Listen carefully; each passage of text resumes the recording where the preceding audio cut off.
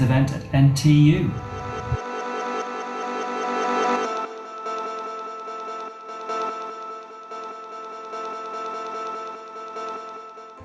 I suppose I began by probably nurture, in the way that the house that I was brought up in was a creative household with my mum and nan making their own clothes all the time, with my pop made all my toys, was always growing stuff, making things in the shed, never sitting still. Quite a political family, and I was encouraged to just do stuff and get off my backside, really. And the word design was never used in the household because I don't think it was a concept. What they did wasn't a concept of a career. They didn't think you could make a career out of it. It was just something it's just the way that they lived. It was thrifty, DIY, getting on with things. You didn't need shops really. You could just live that way, and so it became natural. And then I was also my mum was and still is very cool in terms of there was always music around the house. So as soon as a Beatles record came out, or as soon as a Stones record came out, it was there. She was playing it on. I remember there was 2 record players in different rooms in a tiny little house. As I said, she made all her own clothes, but she, looking back at the pictures of her in the nightclubs in Morecambe, unbelievably trendy. The whole lot of her and her mates and everything. And so, Nan was out dancing every day in her dancing dresses on Morecambe Pier. So they encouraged me at a very early age to get into music. It wasn't kind of force-fed, but I remember my mum took me to see Slade and then The Sweet when I was 10 years old, and then I went to see David Bowie on my own when I was 12.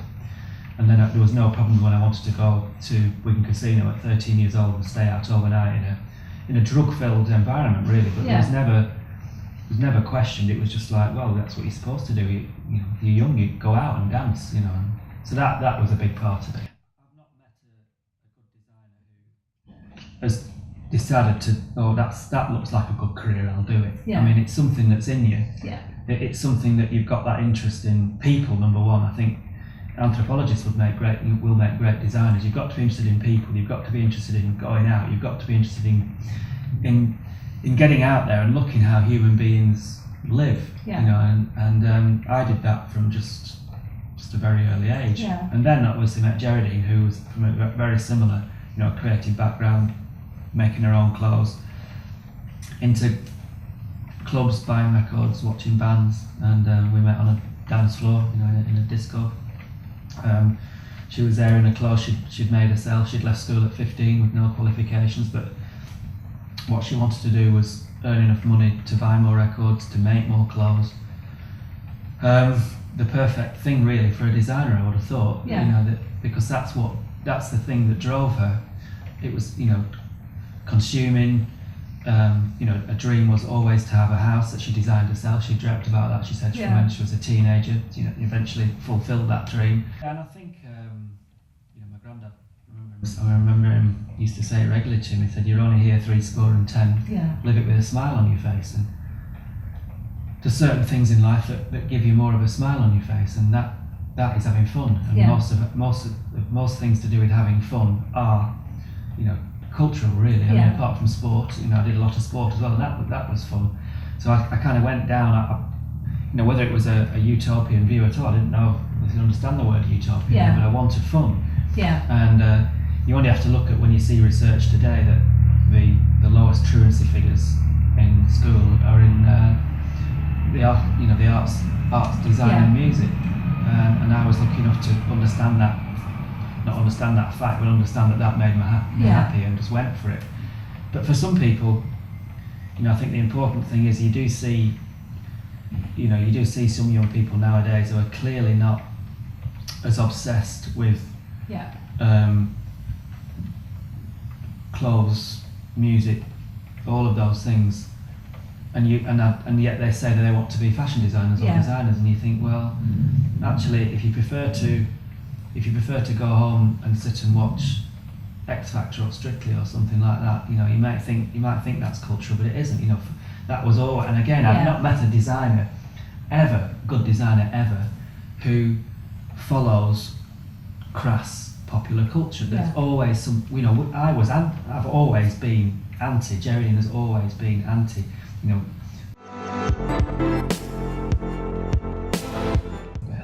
you learn an awful lot through things going wrong, and I think that, we started out in business by things going wrong. The positive thing was that with some mates we'd formed a band, but the band was costing money to run, and I spent our money that was earmarked for the rent on our flat, man Geraldine's flat, spent that on the band and left with no money, not enough money to pay the rent, and we had to get some money, and needs must, we emptied our clothes, my second hand and Geraldine's made stuff, onto Camden Market, on a new bit of Camden Market that was just starting, and that was that. And if we'd not had the gumption to do that, if we just thought, oh God, what we're going to do, there's always ways to have a go at something you made. Yeah. Luckily, that worked from day one, but along the way we've had loads of things, especially in the fashion industry, where you completely make massive errors with collections. You get carried away with something, you make mistakes in the manufacture, you choose the wrong fabrics, you make shoes that are unwearable, and all of that kind of stuff you make. But unless you try, unless you've got to have more winners than losers. Yeah. You've got to back more winners than losers, and that you get better at that through experience. But you make a bit of money, you save a bit, but you invest X amount of it. Yeah. And you should never be afraid of failure, because what's the worst thing that can, it's not, none of this is, design isn't life or death. Fortunately, our bad times have never been that bad, because we never borrowed any money. Yeah. So there's never been that worry of having this noose around your neck where the bank's going to foreclose, and we've never had to worry about that. So we've always been very prudent, and that comes again from our background, where we've made a bit of money, and then decided we'll risk X amount of it. Yeah. And as long as you've got that, you learn that, well, the risk is not going to ruin your life. Yeah. And then you can live with it. I think it's quite difficult. A lot of people take risks that can actually completely flatten them. It's kind of common sense, is by the very nature of what it says, that everybody must have it. It's whether you're prepared to think just a little bit. I mean, it's pretty obvious that if you've got £10,000 and you've worked hard to achieve that, and then you think, well, this is costing 12,000, if it doesn't work, I've lost it all. Well, you risk 8,000 and keep a little bit. Both me and Geraldine are obsessive, and most of the creative people I know have got different levels of obsession. Probably the better designers are almost autistic, I would say, in their obsession, which certainly Geraldine is more than me. And we do see designers who come up with an idea which they totally believe in, and you see this with inventors as well, and they get their patents and all of that, and they become absolutely obsessed with it. They become obsessed with people copying it, they become obsessed with seeing it through to fruition. But you have to have those antennae, which again you get more with experience and with age, where you think enough's enough. But I always say to young designers, you have to, ideas are 10 a penny. But if you've got a fertile mind, then coming up with ideas isn't difficult. The most difficult thing is getting those ideas to market, and if you push and push and push and it won't come to market, and there's blocks all the way, move on. And maybe you can come back to it in a few years, but move on, because you're forcing yourself into a corner. You're spending money, you're wasting time. You could be getting on with other things, so you've got to move fast, and you've got to think, right. We've done that. We've designed bikes which have been successful for a few months, and you think, but actually it's not going anywhere. And so you think, that's it, cut. You create brands, and you think, we're not really getting there. Festivals that we do it one way, and we think it's amazing what we've just pulled off, but it's too difficult. Yeah. And it's debilitating. So you cut and you go in another direction. Yeah.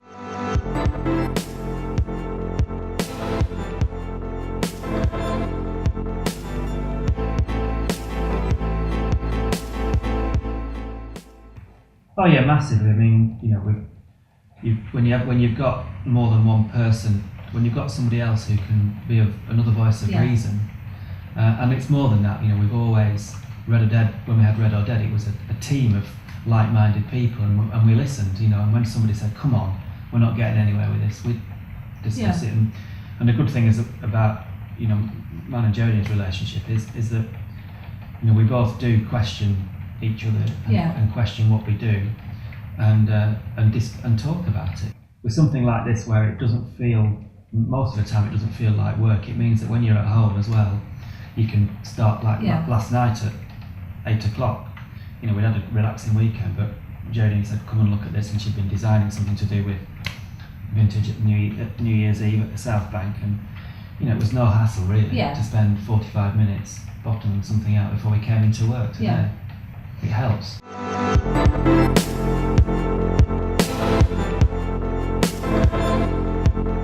We've always been very open with the team, and but also it's not just the team, it's with manufacturers and with customers and with licensees. We listen. You know, we've always stayed really close to our manufacturers and licensees, really close, because you know they're the eyes and ears to the ground and to the retailers. When we go and design for John Lewis, we don't just go and say this is what Hemingway Design have done, you know, take it all, which a lot of designers do, take it or leave it. We'll say to them, well, you know, would you have done it? Would you have done it any different? Would your team have done it any differently? You know, does this go along with what you think will sell? And then if they say, if we don't agree with what they'll say, then we'll discuss it. But quite often it's a way of reaching real commerciality.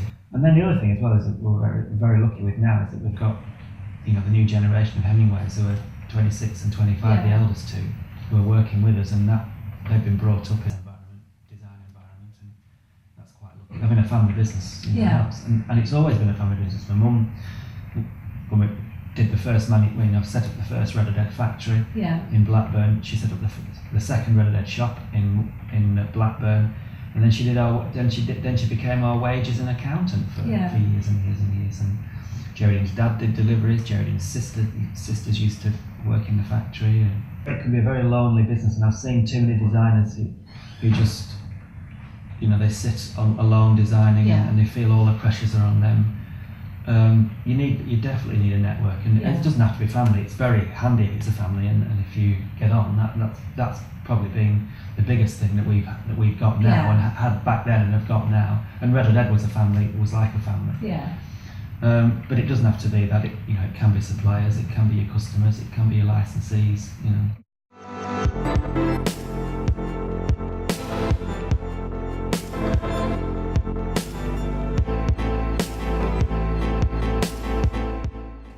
Well, it's a combination. People find you if you're good. People find you, and you've got to then again have those antennae that can pick out the ones that work and the ones who are not that good. You know, potentially not that good. But you've got to research as well. You've got to, you know, nowadays it's reasonably simple to research potential partners. You know, start with the internet, and then you've got to talk to people who they work with, and it's very easy because in design industries, people show an interest in you and they get excited that you're a designer, and you've got to then kind of wheedle out those that are transient and those that are serious about it, and you do that by getting to know people as quick as you can, by research, by taking out references, by doing what's called due diligence.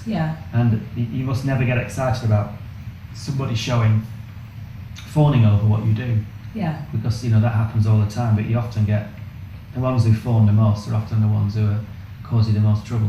And it's intuition as well. I mean, you've got to use that. You've got to be a little bit questioning. Well, a lot. You know, as a designer, you're questioning. You've got to be questioning about people who you're going to work with as well, because you're only as good as the people who are going to get your ideas to market.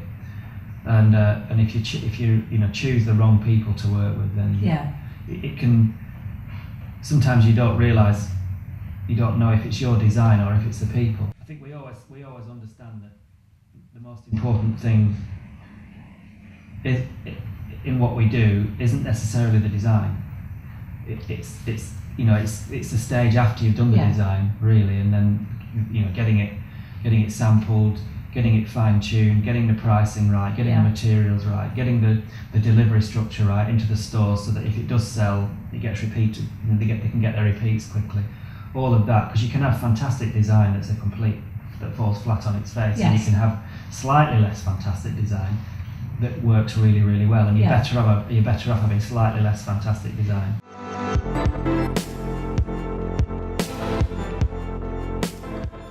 The danger is, as a designer, that you want perfection, and sometimes that perfection leads to an obsession. Yeah. And you have to temper it. I mean, if you can get, sometimes you get both. Yeah. Sometimes you get absolutely amazing design, and where everything goes right. Yeah. And we've had that, with the housing scheme that we did. Yeah. You have it with the odd collection that you do. We've got it right now with the cheap and vintage sofa collection. We've got with achieved perfection. Sales are amazing. Relationships are amazing. Yeah. Everything's perfect. Yeah. But most of the time you have to settle for less than that. You have to understand everybody's needs. The manufacturer has to make money. They have to have a life as well, and they haven't got to be kind of beaten over the head all the time by, some designers think that they're everything. They live in ivory towers, that they can treat people like shit. Everybody who we work with are equal to us. Yeah. Simple as that. Everybody involved in the process of getting our product to market is treated as exactly like us. Yeah. Because without them we can't do it.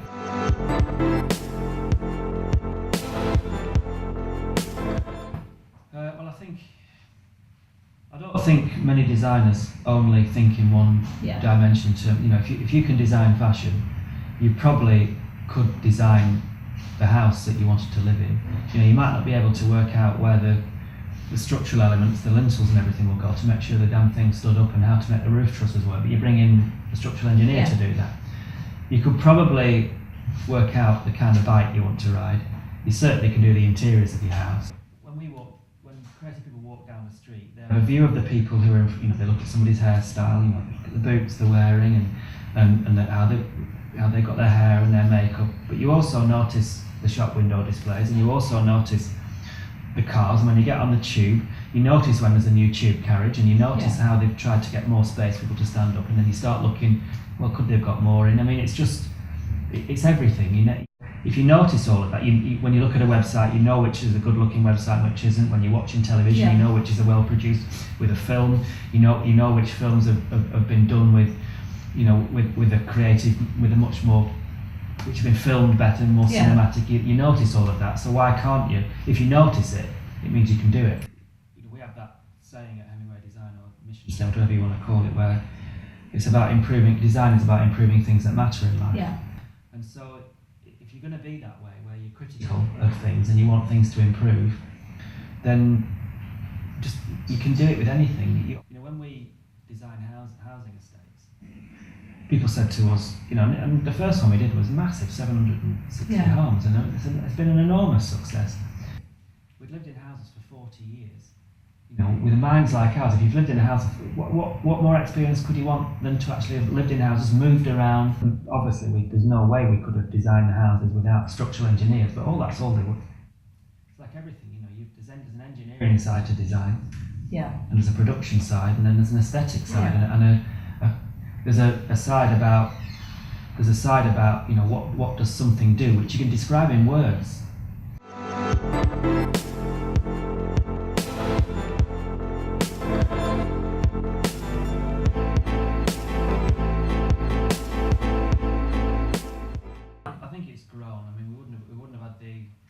Knowledge to use words like that. The first words that we used for Red or Dead were, we wanted to be the world's first affordable designer label, and that was quite advanced for its time. Yeah. So we've always understood the value of knowing why you do things. Yeah. I think we've never kind of just designed for design's sake. We've known the affordability thing was very important to us because of our background. So that, for example, we've had 8 years success with Tops Tiles via our licensee selling to Tops Tiles. Well, because of our philosophy, we were able to go and work with them with no worries, and the public were able to accept it. Because we know about the Hemingways, they like designing. Yeah. But could you imagine Vivienne Westwood or Alexander McQueen or Paul Smith selling to Tops Tiles? There would have been no way. So we've understood the importance of having mission statements. We never really called them mission statements. But understanding what we are and why we do it, and who our market should be.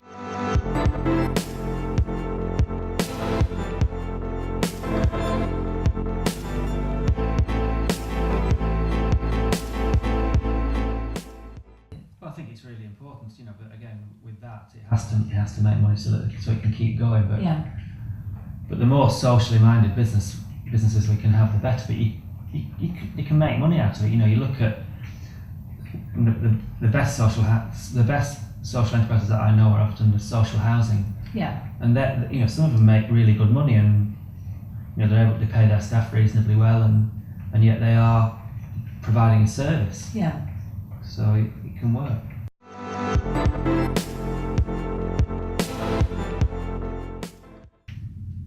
Well, I think, you know, you've got to have ideas, and you've got to constantly be wanting to bring those ideas to fruition. Yeah. You've got to be capable of real hard work, because I don't know many people who are successful who don't work really hard and are a bit obsessive about it. Yeah. You know, so that whole thing about failure is not an option until you've gone through every single route. Yeah. That within reason until you realise, well, this is not a goer. So you've got to.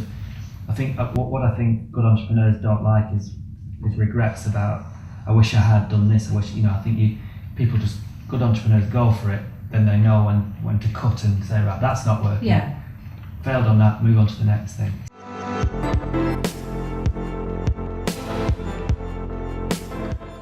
From small things like our water butt, which did work, but then at B&Q got too many complaints from older people, wasn't it, Jared? They got loads of complaints from old people writing in. So we know why that didn't work, and which is a bit crazy because it was selling really, really well. But then you just have to laugh about it, Yeah. even though you've lost money on it because of the investment in all the molds, and you move on. Another example is doing things like, you know, with our vintage festival, you know, some of the infrastructure that we built. Yeah. We built this high street cost amazing, and everybody loved it, and you know, we won awards, but it just cost too much money, and you're thinking, and cost too much time and effort. Yeah. You just think, even though you've just created probably one of the best things that's ever been created in a build at a festival, you just got to think you've got to find another way to do it, because you know it just would just be vanity. Yeah.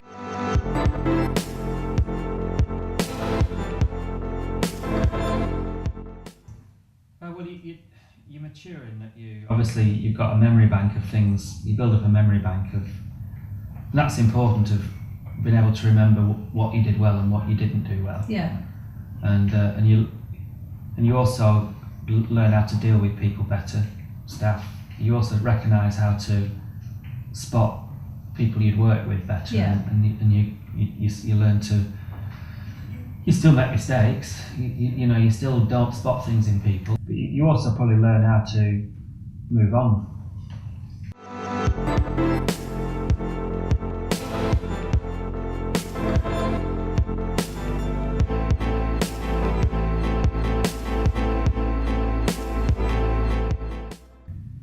Well, massively. I mean, I remember once this fella saying to me, he wanted to know what Red or Dead stood for, and in the early days of Red or Dead, and I explained came from the saying "better red than dead." You know, the Cold War that was going on, Yeah.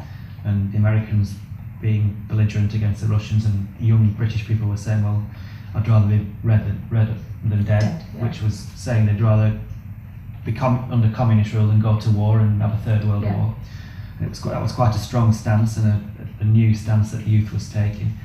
And he said no, and he said no. What does it stand for? I said, well, I just told him it. And then he said, no. What's the philosophy behind it? And at that stage, I was quite young, and I remember him saying, well, what's your favourite cereal? And I said, well, so first of all, I asked him why he was asking. He said, no, bear with me. And then he said, I said it was at the time it was Weetabix and cornflakes. But I always liked Weetabix and corn. And then he said, well, why? I said, because they don't. You can choose how much sugar you want to put on. Yeah. And I've always done sport, and I know that every time if you have something sugary before you, especially me, if I have something sugary before I run, I get a stitch and start feeling a bit sick. I've had lots of examples of that. So I said, and then he quickly jumped in and said, oh, you're a runner, are you? He said, which shoes do you wear? Which running shoes do you choose? And I said, well, usually Nike. And he said, why? And I thought back, and I said, well, the reason I like Nike is because they were formed by two marathon runners, you know, two proper marathon runners. Yeah. Two men came together who were, at the time, quite senior marathon runners in an American team or whatever. And then they named company after the god of running, which is Nike. And he said, all right, so it's not for the swoosh and all the advertising and Shaquille, or whatever he's called, that basketball player. And I said, no. He said, right, so you choose your cereal not because it's got a chicken on the front of the box, because it serves a purpose, and you choose your running shoes. He said, tell me why people will choose red or red. And that's when we went away, I think, and said, right, what are we going to stand for? And that was, we're going to be the world's first affordable designer label and all this kind of stuff. Yeah. And that USP and that raison d'etre, I think, is really, really important. It stopped us just being a label and a designers, and gave us a philosophy. Whatever we're doing, if we're going to design housing, we know damn well who it's aimed at. Yeah. If we're going to design wallpaper, we know damn well that it's the B&Q level. Yeah. And if we're going to design sofas, it's John Lewis rather than Conran store. Yeah, and it means that you know how far you have to compromise, because you know the price you have to get to, because that's what you do.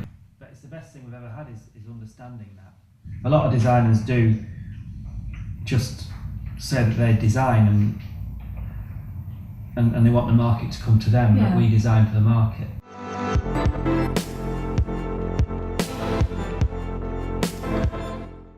Well, the main attribute they can have is they've got to enjoy what you're doing. Yeah. I think it's very hard to see anybody who's has success who's not really and doesn't really enjoy it. I don't think the two, whether it's sport or anything, I don't think you can have real success and not enjoy what you're doing. But you have to be able to work really, really hard, because I don't know anybody. All the designers that we know seem to work long hours. Yeah. Seem to be a bit obsessive about it. I think it's just the very nature of it.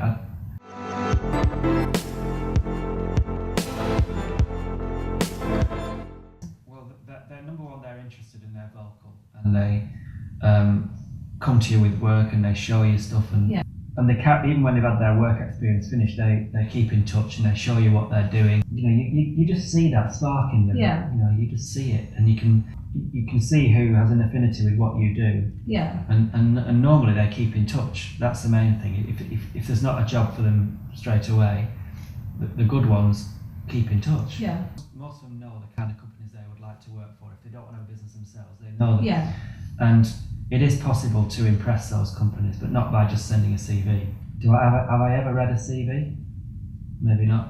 No. I want to see, but when somebody sends something and they say, right, really like the housing that you're doing, this is this is the housing I like, and this is something I've come up with an idea of, or you should be doing X product at Hemingway Design, and this is how I would see that product done by Hemingway Design. Yeah. That's what you want. You want generosity. You get some designers who they won't show you anything because they think they want you to sign a confidentiality contract or something. Well, they're not going to get very far.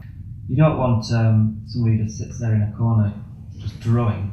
You want somebody who's saying, well, I went out shopping this weekend and I took this picture, and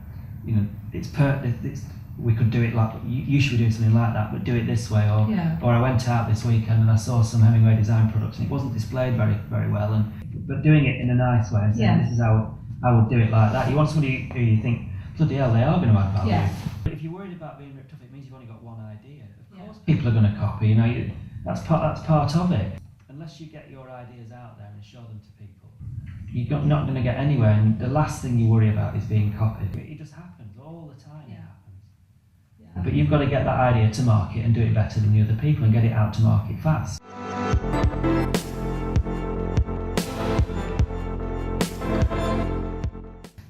But I think if there's, I like the idea of what some design schools are doing in terms of giving people space in a place where people can see them. Yeah. And that's not just about fashion, that's about everything. Until you're in front of people, because just about everything that you do in the creative industries has to be consumed by people, and unless you get in front of the consumer, whether it's with your telly idea, whatever. And that even if they don't want their own business, what it's still the same. You still need that same skill, you know. You Yeah. still want them to understand what the consumer. Yeah. You know, it's not our job. It's not our job to know what the consumer. It's the designer's job as they're designing to totally understand.